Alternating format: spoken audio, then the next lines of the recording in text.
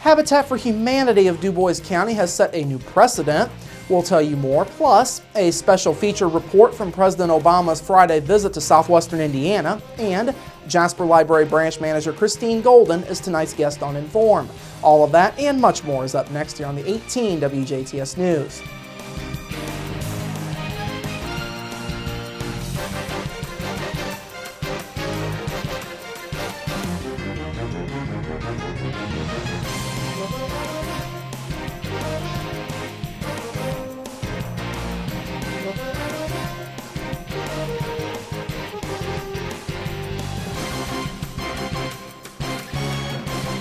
Hello, I'm Bradford Raths. We lead off this Monday evening with tragedy. A Huntingburg teen is killed while riding an ATV in the southwestern part of DuBois County yesterday. At about 2:30 p.m., Indiana conservation officers say 14-year-old William Connor Hall and 3 other teenagers were riding ATVs northbound along County Road 850 East when they tried to go through a curve in the road. As he tried to go through the curve, Hall hit the front of a southbound tractor loader driven by Mike Hillsmeyer, also of Huntingburg. Efforts to revive Hall at the scene were unsuccessful, and he was taken to Memorial Hospital in Jasper. He was pronounced dead at the hospital by the DuBois County coroner. A teenage passenger on Hill's ATV suffered non-life-threatening injuries. Conservation officers say Hall was wearing a helmet at the time of the accident. This accident is still under investigation. The DuBois County Sheriff's Department, the Holland Fire Department and first responders, DuBois County EMS, and the DuBois County Coroner's Office also assisted. Now, conservation officers say this marks the 10th death in Indiana this year in accidents involving ATVs. Conservation officers are once again reminding folks who ride ATVs to always wear a helmet and necessary safety equipment. They are also asking folks operating ATVs to be safe when doing so in order to prevent or reduce any possible injuries. A Lagodi man was taken into custody after a domestic dispute led officers to indoor marijuana along with a meth lab. Just before 12:25 on Saturday morning, Indiana State Police Trooper Andrew Beaver was called to help Lagodi police with a domestic dispute involving a couple in the 300 block of Bloomfield Road in Lagodi. Officers were able to resolve the dispute by having the parties separate for the night. Officers then left the scene.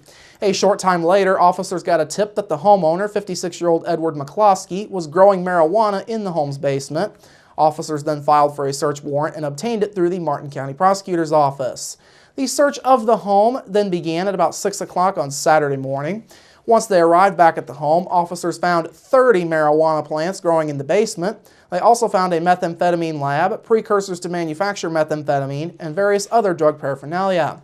Officers then called in the Marijuana Eradication Unit and Meth Suppression Section of the Indiana State Police to remove the plants and dismantle the meth lab. McCloskey was taken into custody without incident. He was booked into the Martin County Jail on level 6 felonies for manufacturing marijuana and possession of 2 or more precursors. McCloskey is also facing level 5 felonies for possession of methamphetamine and dealing methamphetamine, along with Class B misdemeanors for possession of marijuana, cultivating marijuana, and maintaining a common nuisance. Another home building project is now underway for Habitat for Humanity of DuBois County. Saturday morning, Habitat broke ground for a new home next to the Restore along South County Road 170 East. The new home will be for the Rita Schrader family. Schrader says the groundbreaking marks a big step in the right direction for her family. It's been a long year and a half for me and my daughter and stuff, a lot of struggles going on. And I'm just thankful to finally be getting this house. And I thank the Lord for it. I thank everybody that's been out here and has been helping us get this. Habitat board member Linda Traylor and executive director Melissa Baxter also took part in the groundbreaking. This marked the second groundbreaking this year for a new home, a first in the organization's history. Baxter says Habitat is hoping that 2 homes a year becomes the norm for the organization in the future.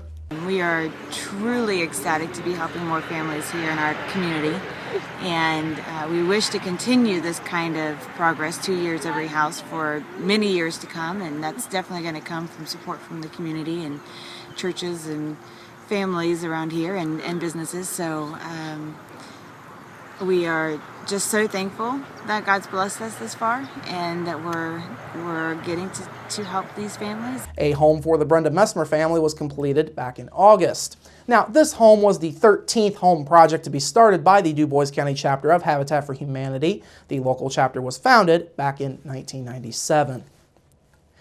A former Perry County school superintendent has entered a plea agreement in his case. Ex-Cannleton Superintendent Marion Al Chapman will not serve any more jail time under the terms of his agreement. However, he will serve a suspended prison sentence and probation. The plea agreement was signed within the last couple of weeks. Chapman had originally been set to go to trial back on September 29th on 4 felony counts for theft and official misconduct. He pled guilty on the 2 felony official misconduct counts, and the theft charges were dropped. Chapman was given a 3-year sentence on the first misconduct charge, but will get credit for time already served, with the rest of the sentence to be served on electronic home monitoring. The entire 3-year sentence for his second misconduct count was suspended, and he will also serve 3 years of probation. Additionally, Chapman will forfeit the money in his Indiana State Teachers Retirement Fund account, and he must pay $25,000 in restitution to the Cannleton School District.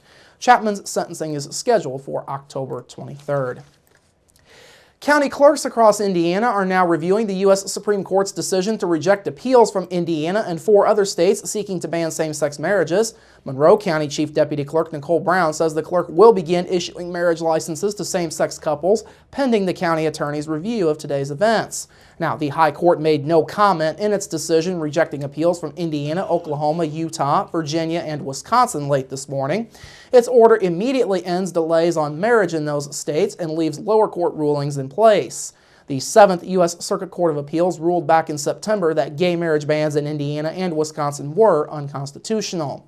The decision by the High Court will eventually bring the total number of states where gay marriage is legal up to 30, once 6 other states within the judicial circuits that are controlled by the appellate courts are on board. Those states are North and South Carolina, West Virginia, Colorado, Kansas, and Wyoming. Finally this evening, the parents of an Indiana aid worker threatened with beheading by the Islamic State group say he told them in a June letter that he's afraid to die. Ed and Paula Kasig also say a former hostage told them 26-year-old Abdul Rahman Kasig converted to Islam voluntarily when he was sharing a cell with a devout Syrian Muslim. Their son was previously known as Peter Kasig. In a statement released to media on Sunday, the Kasigs say their son told them in the letter that he is scared to die, but if he does, they should take comfort knowing he went out as a result of trying to alleviate suffering and helping those in need. The Islamic State group took the 26-year-old Kasig captive back on October 1st of last year. All right, we have something special for you this evening. President Obama came to southwestern Indiana on Friday afternoon, and we were there. The full report up next, plus your local forecast, sports with Kurt Guxell, and Inform with Christine Golden.